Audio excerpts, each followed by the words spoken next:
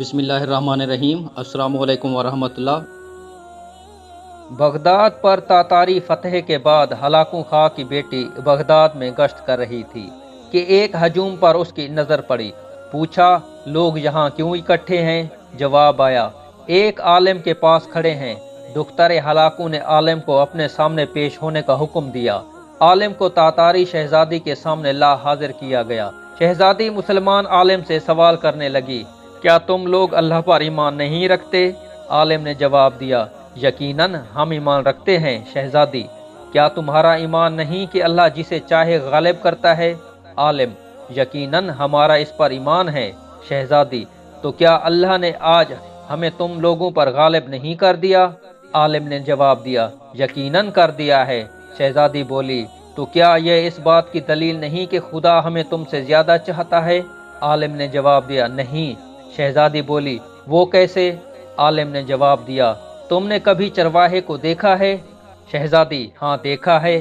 عالم، کیا اس کے ریوڑ کے پیچھے چرواہے نے اپنے کچھ کتے بھی رکھ چھوڑے ہوتے ہیں؟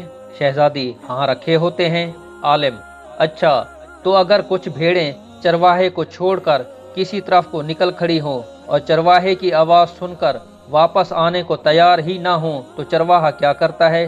شہزادی بولی، وہ ان کے پیچھے اپنے کتے دوڑاتا ہے تاکہ وہ ان کو واپس ان کی کمان میں لے آئیں۔ عالم، وہ کتے کب تک ان بھیڑوں کے پیچھے پڑے رہتے ہیں؟ شہزادی، جب تک وہ فرار رہیں اور چرواہے کے اقتدار میں واپس نہ آ جائیں۔